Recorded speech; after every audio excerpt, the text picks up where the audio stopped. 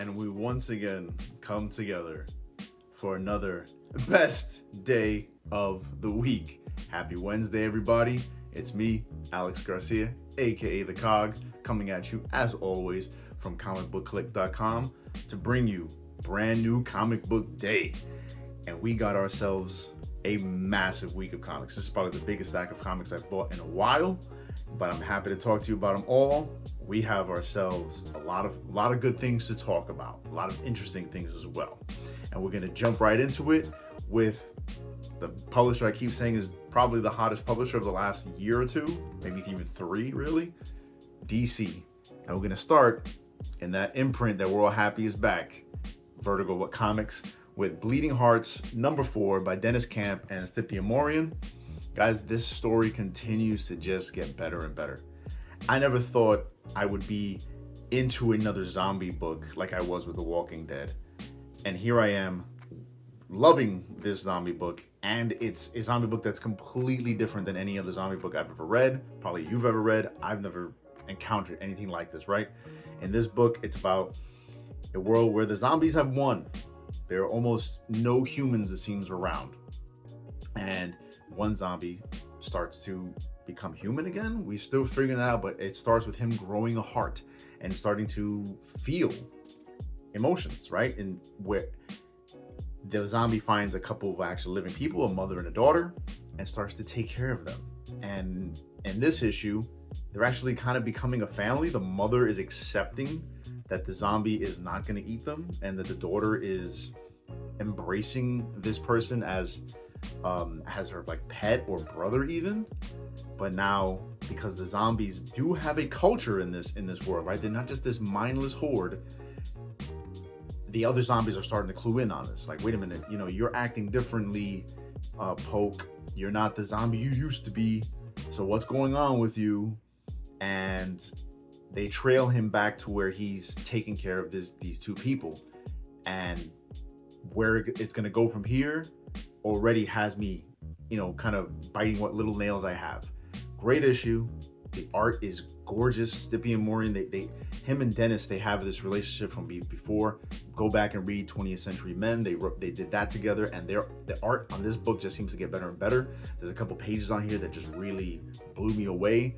And again, seeing how Poke is going through this transformation of how he's like, I shouldn't be hanging out with these humans, but I care about them now. It's like watching someone go through their emotions, right? Like a person learning to be a person, which is what he's learning to be again. Great book, Dennis. You keep killing it on these books. You have these nuanced ways of telling these emotional stories, which leads perfectly into our next book, Absolute Martian Manhunter #11 by Dennis Camp. And is it Javi or Javier? Because there's both of them, right? I gotta stop messing this up.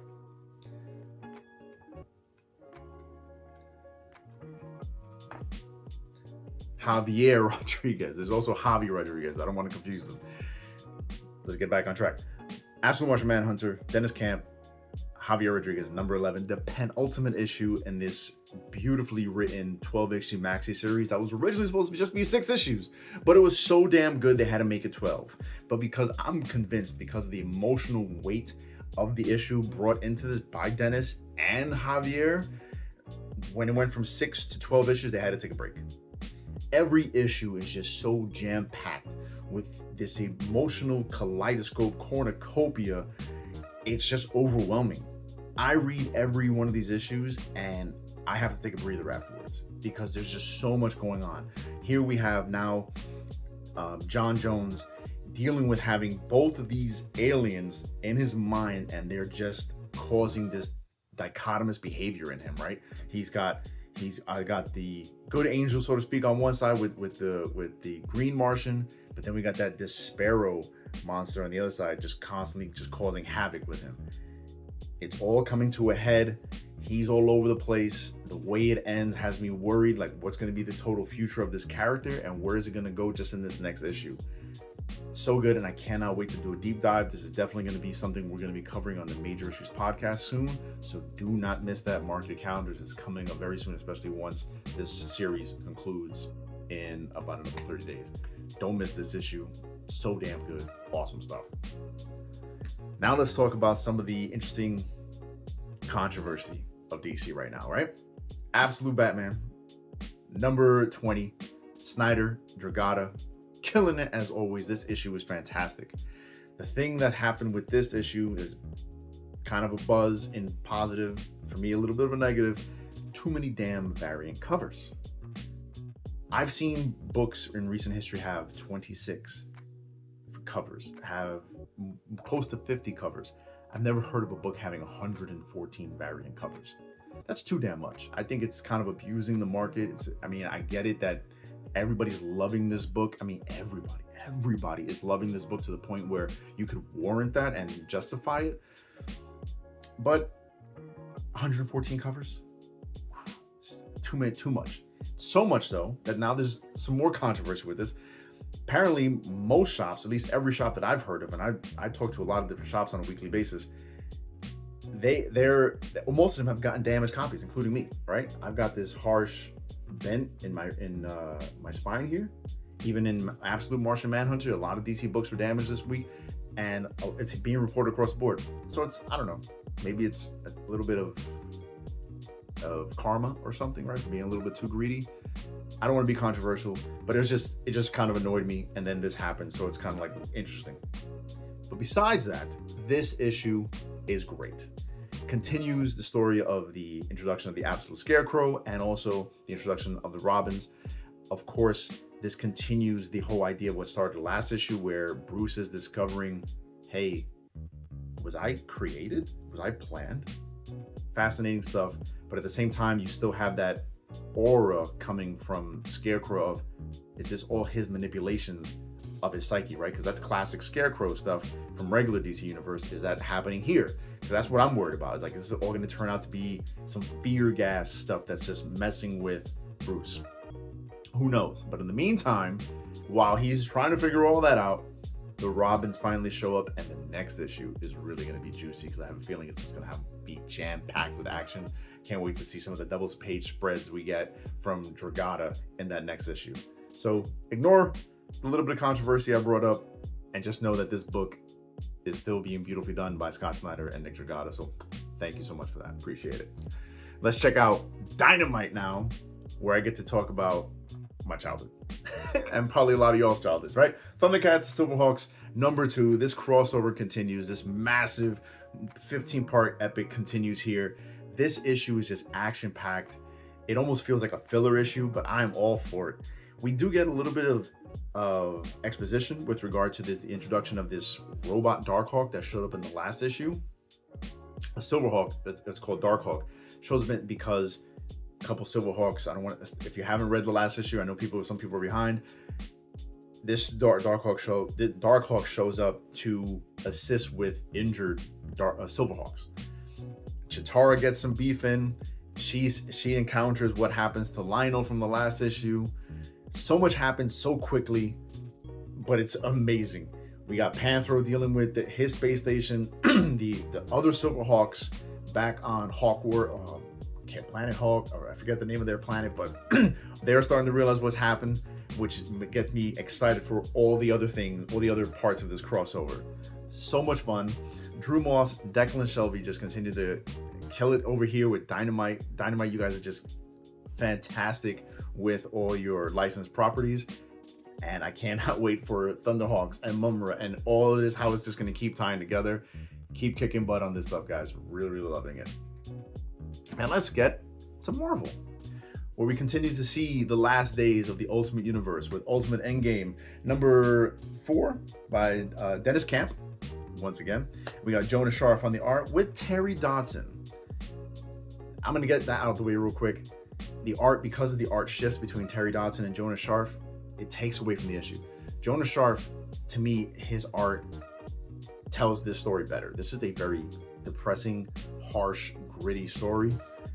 The Dodson's art to me doesn't show that. I love the Dodson's art, but not on this. Marvel, you did this with Ultimate Spider-Man, where you had the shifting art in the last couple issues, and now you're doing it all. I don't think it was done in number 3, but you're doing it here in number 4. That's my only complaint with this issue. But if you thought what happened in the last issue was crazy, the stuff that keeps kicking off in this issue is even crazier. I love the fact that we're seeing more of the Ultimate characters show up. We have the Ultimate Guardians of the Galaxy, Storm, Black Panther, all showing up because this is the big cataclysmic event of the Ultimate Universe. And what's going to keep happening from here? Crazy. But at the same time, I'm sad to see this Ultimate world go because it was so good. But don't miss it. If you've been enjoying the Ultimate Universe like I have, definitely don't miss this issue. And an issue I missed from last week. Let's jump over to regular 616 Marvel with X-Men number 29 by Jed MacKay and Netho Diaz. I missed this one last week. This continues the Danger Room story that's been going on, where in the last issue it seemed like all hope was kind of lost for the X-Men, and we're seeing how where they're trapped is changing them, but Beast has figured out a way to make that change work for him. So that's pretty cool stuff. And on the outside, we got Psylocke and Zorn and Scalp Hunter, her boo, Psylocke's boo, which is such an interesting couple to see together, figuring out what they need to do to save the X-Men. Fun stuff. Jed MacKay, now that I keep saying it ever since we've been done with the Age of Revelation, you have just been finding your footing with the X-Men book now. Really digging X-Men. Good stuff. But Gale, we gotta talk. Uncanny X-Men number 28, Gail Simone and Luciano Vecchio. This story, the Who's Been Sleeping in My Bed story, has been interesting, but now like all the threads are going all over the place. I'm hoping you're gonna pull it together, but because in this it feels like we got Gambit doing his thing, we got Rogue and Wolverine doing their thing with these new mutants showing up, the Outliers doing their thing over here, and it's like, where is this going to go? And then we got more revelation with regard to what's happening to everything at the Grey Malkin prison. Crazy stuff. Well, everything that's happening, interesting, but it's just like, okay, we had an interesting here, interesting there. So Gail, we just need you to tie it together. All right, that's all I'm asking. I'm really hoping it ties together and goes woohoo. I need that to happen. So make it happen. The art's great and a lot of the dialogue is interesting, but like I said, it just feels a little all over the place, kind of like how I'm talking right now, but it's all right. Let's keep it going. Speaking of all over the place, we have Spider-Man, Venom, Death Spiral, Body Count number 1, right? I really enjoyed Death Spiral by the end of it. Felt like 9 parts. Didn't need to be 9 parts. That was my biggest complaint, but by the end, I still enjoyed it. And the villain, who I thought was going to ended up being Cletus Cassidy, wasn't. He ended up being no one. And even in this, we don't get it. In this, we finally get Torment's origin, sort of, considering if you know what happened with Torment at the end of Death Spiral. So we get the character's origin, sort of. If you really enjoyed that Death Spiral, you definitely want to pick up this issue. It's written beautifully by Charles Soule and drawn wonderfully by Kev Walker. I'm a big fan of his art. Fits the tone of the story perfectly. So I would recommend this, like I said, if you like Death Spiral. Really cool the way it explains what Torment was and how or where Torment's going to go from here. Because I was very not excited with how it ended for the character. I'm trying not to spoil stuff. But we see that we're probably going to get some more Torment, which is going to be fun. I look forward to it. Staying in the world of Spider-Man, but not the current world of Spider-Man. We got Spider-Man, Spectacular Spider-Man, Brand New Day, number 1, by Dan Slott, Marcus Toe, and Marcos Martin on the art. This is one of those stories where, they're taking us back to when certain events happened, which in this case, this is Brand New Day.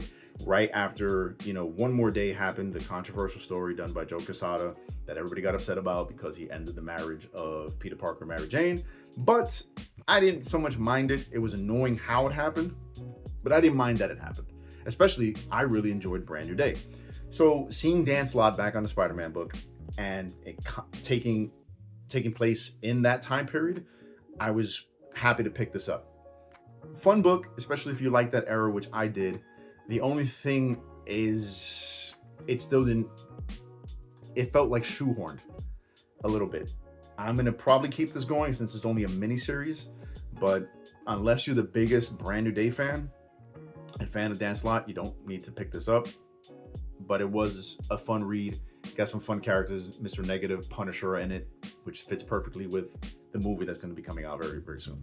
So if you want to see all that happening, check this out. But if not, keep it moving. But a book that you should definitely be picking up. I can't believe how much I'm loving this series.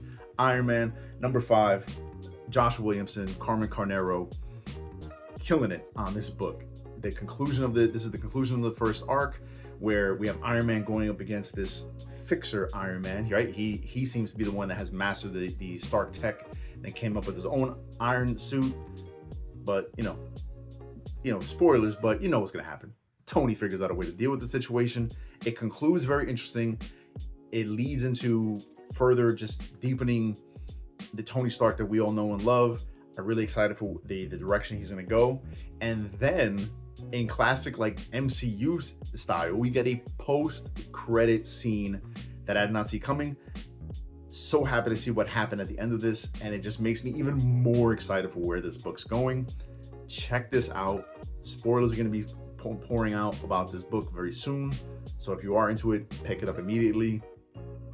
But check this out. So freaking good. Another book that's just getting better and better and leading us to better and better things. Captain America, number 11, Chip Zdarsky, Valeria Skiddy on the art. After the last issue, which really ramped things up, and spoilers, I'm gonna say this here, we now know what happened to Doctor Doom. We have Kid Doctor Doom, right? That was Doctor Doom's failsafe for what happened to him at the end of One World Under Doom. And now here, just when I thought the story arc was like wrapping up, it's just ramping up and ramping up even further, because that's where you are now really seeing between this book and Weapons of Armageddon, where this is going to go for the Armageddon event. So excited. Red Hulk being the villain and just doing what he needs to get done, just being that classic Thunderbolt Ross, while at the same time justifying it because of everything that happened to him from One World Under Doom and dealing with everything in Latveria now. So good seeing how all these threads are being tied together, even stuff from, Dungeons of Doom. So much fun. Don't want to spoil what else happens in this book because we got a lot of interesting things happening. The ending is very interesting, and like I said, the story is just continuing, and I can tell it's just going to continue into Armageddon. We need Marvel to just have a big, solid event and big, solid books. It's happening. Please, and just keep it going, Marvel. Don't drop the ball on this. Great stuff, Chip and company. Cool stuff. Let's jump over to Image, where we got Geiger, number 23, as always, by Jeff Johns and Gary Frank. Guys, I hate time travel. I hate time travel. But when time travel is done right, like it's in the pages of this, I'm all for it. We have Geiger and the Northerner doing these crazy time travel story. This one really hits home. If you know the story of Geiger, with everything that happened to his family, he gets a taste of of just having his family back, which just leads to him being angry again. So much fun, so many interesting things, and again, we are seeing between this and Red Coat and a few other books how everything is going to tie together in the unnamed universe. And I'm so excited for it, especially with how this issue in particular ends. If you've been enjoying this universe, don't miss this issue. And if you have been missing out, jump into it, please. Let's talk more about the unnamed universe. Great stuff.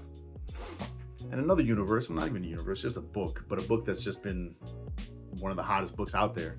Dork, number 4, by our buddy Brett Bean and company. Can't really, Mr. Bulau on the art, assisting on the art, because Brett Bean pretty much writes and draws everything. This issue, after the last issue where Dork had to reluctantly basically dispatch an enemy because the guy doesn't want to do this stuff, he's trying to now reflect on, oh my God, this is overwhelming, everything I have to do. I don't want to give into this bloodlust, but then more enemies just keep showing up. And even he in this issue tries to be heroic. It doesn't work out. He even tries to deal with something in a simple way, and it ends up being quite explosive. Guys, this is unlike all those other recent hot books that have fizzled out already. Dork continues to be the hot book. Go back. You can definitely pick up a 5th printing and 4th printing of 2. It's so good, worth reading, lots of fun. Check it out.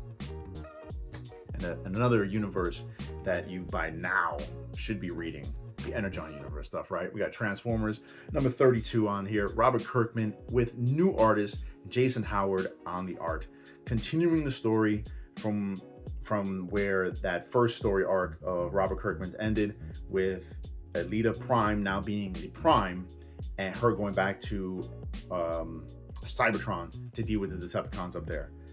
Jason Howard on the art, he has very much a style very similar to Jorge Corona's, but at the same time it's a little bit more cartoony, which is perfectly fine for this series. I'll even show you a couple of the pages. If you've been enjoying like Jorge Corona's art, you will have no problem enjoying Jason Howard's art. And this story it just keeps being phenomenal.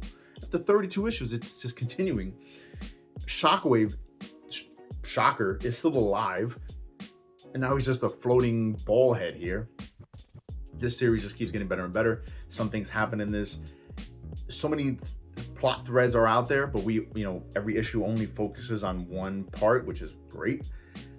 And it just makes me want more and more, and it should make you want more and more. Transformers keeps being more than meets the eye. Great stuff. And guys, here's a series that's finally coming to a close. Undiscovered Country, number 36, the final issue in this epic story told by Scott Snyder, Charles Soule, and Giuseppe Camuncoli on the art. I've been saying this for months, ever since the series came back. I need to reread the entire series, especially after reading this issue, seeing how it ends. In the end, this series really does feel like a love letter to the United States and to everything that the United States could or should be. It's really good stuff, especially, I'm usually not a political person, but with everything that's going on in the world, I don't know if you've noticed, I tend to, for the most part, avoid it, but you can't help but catch on to it. This is a good issue, good series that can lead to some interesting conversation with what it means to be in this country, what this country means, and what it means to everyone around it, in it and around it. Great stuff. I can't wait to do a reread, and I would definitely love to cover this in a Major Issues podcast. Let me know what you guys think about that. Let us know what you think about that. Such a very interesting series, so poignant, has so much to say, and wow, I can't wait to do a reread on this one. Check it out. And the end, but also the beginning of another series, a series that I haven't touched in decades. Spawn, number 375, by Todd McFarlane and Brett Booth, and friend of the show, Matthew Rosenberg. We got to talk to him briefly about Spawn, and as well as all the other books that he's put out, and if Destruction Be Our Lot. He got me interested in Spawn, right? We talked about the fact that Todd McFarlane chose him to continue the Spawn book as well as King Spawn. So I said, I got to try it out. I got to check this out. I had no idea what was happening. None, right? This is the end of Todd McFarlane's Spawn run right here. It seems that Malboja is back. Spawn figures out how to deal with it, but it still leads down to where Rosenberg is going to pick up. Rosenberg only writes the last 5-page story, which is going to show where it's leading into Spawn and King Spawn, which has me intrigued. I haven't cared about a Spawn book since issue 10. I kid you not, way back in 90 whatever. So the fact that I'm trying Spawn out because Matthew Rosenberg got me intrigued, not bad. The artwork was gorgeous. Cardstock cover for $3.99. I've always complimented Todd McFarlane for the fact that for so long he was actually doing this book for $2.99 and only recently had to jump it up to $3.99. So I've always appreciated that. So I'm going to give Spawn a shot. I am intrigued by what happens in here and where it's going to go. I would definitely be picking up Spawn number 376. Let me know what I need to know about Spawn, guys. Help me out. Let's talk about it. And another book I missed out on last week, but I was happy to pick up. Comics, the magazine, number 3, with this great Kevin Eastman and layered cover of the Ninja Turtles. And guys, I've been recommending this book since it first came out that you pick up. It's a great magazine in the vein and heart of Wizard, the Guide to Comics. I used to love that magazine. I'm happy that we have another magazine. Great interviews here with Matthew Rosenberg and Peter Laird as well, and Kevin Eastman, and a bunch of other interviews, discussions on the top 10 artists, top 10 writers. All that good stuff is in this, all for $2.99. You can't beat it. It's a fun magazine, great conversation starter, and also a great way to keep your thumb on the pulse of the comics industry. So I highly recommend you keep buying these, because I really want to see this keep going. And that's what I was able to pick up for the for the week this week. Big stack, great stuff. There was even more books out there that I really wanted to pick up, but I can't pick up everything. So let me know what you picked up. Let me know what I missed out on, what I should pick up. Great week of comics. Comics just keep being better and better. So let's talk about it, guys. Talk about it on our X, on our YouTube, on our Facebook, on our Instagram. We are all over the place. I'll let you guys know that every week. So make sure we're keeping this conversation going. Make sure you're checking out our website, comicbookclique.com, for in-depth reviews of all these books and more. There are even more reviews of all these other books that I don't even cover by our great writing team on the site. If you want to make sure we can keep providing this to you, make sure you're checking out our Patreon at CBC Clubhouse on Patreon to help us out, right? For less than a cup of coffee a month, $3 a month, you can help us keep the lights on, pay the bills, pay the subscriptions, and pick up a couple of extra issues for us to all discuss, right, guys? Thank you, as always, for this time where we can discuss all these books. Really appreciate you guys. And always remember to keep print alive and read more comics. Later.